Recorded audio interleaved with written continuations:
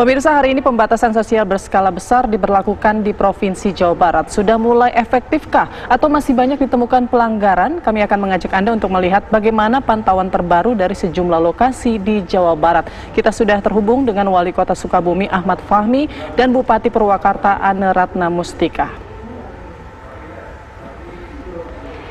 Ya, pertama kita akan menuju ke Ibu Ane selaku Bupati Purwakarta dan nanti kita akan menuju ke Bapak Ahmad Fahmi. Selamat siang Bapak Ibu, Assalamualaikum. Assalamualaikum warahmatullahi wabarakatuh. Iya, Bu Ane mungkin bisa Bu Ane mungkin bisa diceritakan evaluasi di hari pertama PSBB ini. Apakah masih ditemukan banyak pelanggaran di Purwakarta sendiri? Baik, terima kasih. Jadi PSBB di Purwakarta sudah dilaksanakan dari mulai tadi malam pukul 00. Kemudian tadi pagi juga masyarakat masih ada yang beraktivitas seperti biasa, seperti di pasar. Kemudian juga ada beberapa toko yang buka selain dari penyedia sembako. Tetapi kita pahami mungkin informasi belum seluruhnya mereka terima. Hari ini juga tim dari gugus tugas Kabupaten masih terus melakukan sosialisasi dan memberikan himbauan termasuk ke toko-toko yang non sembako yang masih buka pada hari ini. Termasuk ke masyarakat juga kita masih melakukan sosialisasi. Baik, untuk operasi dari PSBB sendiri ini diberlakukan dari jam berapa sampai jam berapa, Bu? Atau mungkin diberlakukan selama 24 jam juga? Ya, baik. Jadi ada beberapa checkpoint yang memang kita berlakukan 24 jam.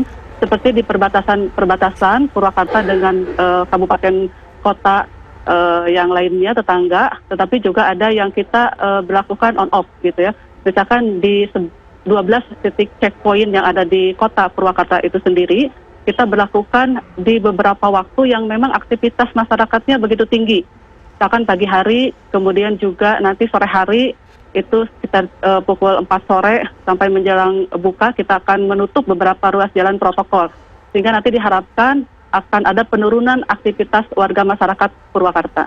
Ya Bu Ane, tapi kemudian di hari pertama PSBB ini apakah sudah terlihat penurunan aktivitas warga Purwakarta sendiri, Bu?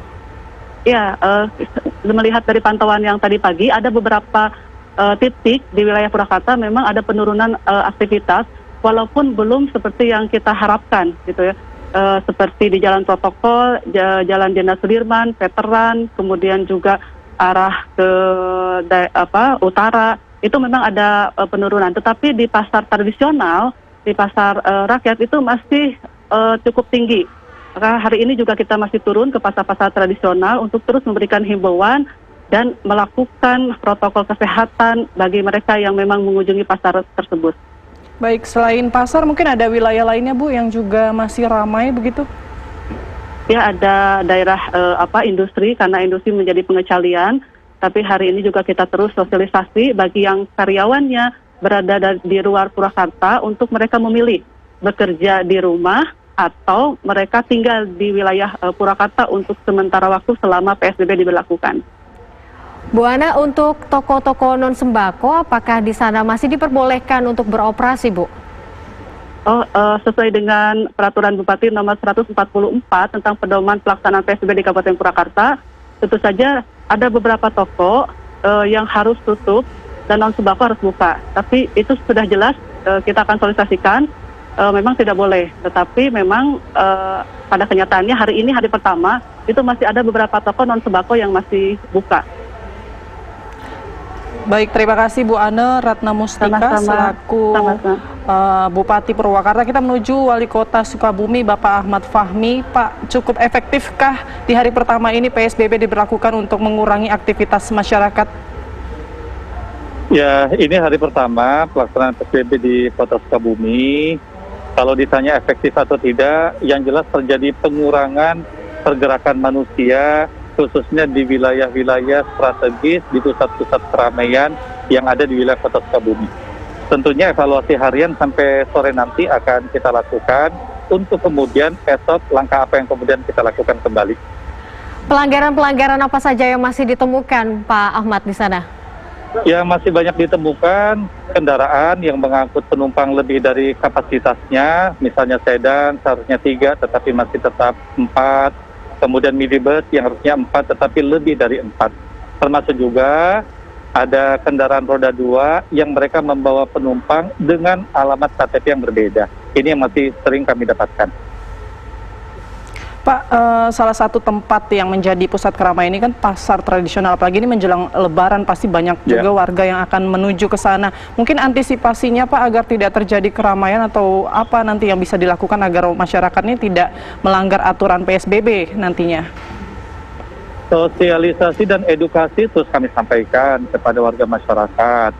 Kemudian kepada para pedagang juga kami sudah melakukan pembatasan-pembatasan. Misalnya pembatasan dari sisi waktu berjualan mereka di pasar. Yang kedua juga bagaimana akses menuju ke pasar juga tidak sebebas sebagaimana biasanya. Ini kami lakukan dalam kerangka untuk mengurangi kepadatan yang terjadi di wilayah pasar. Ya, untuk toko non sembako ini sudah ditertibkan untuk ditutup atau seperti apa Pak di sana? Ya. Sampai saat ini untuk toko yang non sembako masih diperbolehkan buka dengan pengetatan jam buka, jam 9 sampai dengan jam 3 sore. Selebihnya mereka harus tutup. Gitu. Baik, mungkin ada rencana untuk memberikan sanksi gitu Pak untuk warga yang mungkin melanggar aturan PSBB? Ya, kami bersepakat bersama Pak Dandim dan juga unsur kepolisian Polres Sukabumi Kota bahwa ketika hari ini kami melakukan informasi, edukasi, sosialisasi, maka setelah hari ketiga kami akan menerapkan sanksi kepada para pelanggar sesuai dengan tingkat pelanggaran yang terjadi. Jadi selama 3 hari ini kita sifatnya kembali sosialisasi, edukasi dan informasi kepada warga masyarakat. Mudah-mudahan di hari keempat nanti semuanya sudah jauh lebih baik pelaksanaannya. Pak Ahmad, bagaimana kemudian dengan checkpoint untuk penyekatan larangan mudik di perbatasan begitu untuk tidak masuk dan juga keluar dari kota Sukabumi? Jadi unik, kota Sukabumi ini berada di tengah-tengah Kabupaten Sukabumi, sehingga menjadi perlintasan baik ke arah manapun untuk melintasi wilayah Kabupaten dan juga Sukabumi.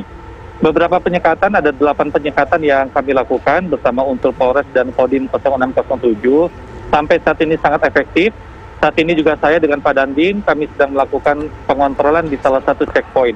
Alhamdulillah, ini dalam kerangka mencegah orang untuk masuk ke wilayah kota Sukabumi maupun untuk mengantisipasi orang-orang yang akan mudik dari maupun menuju keluar ke wilayah kota Sukabumi. Baik, terima kasih informasinya Pak Ahmad Fahmi selaku Wali Kota Sukabumi, Jawa Barat. Dan sebelumnya ada Ibu Ane Ratnamustika selaku Bupati Purwakarta. Terima kasih. Assalamualaikum warahmatullahi wabarakatuh.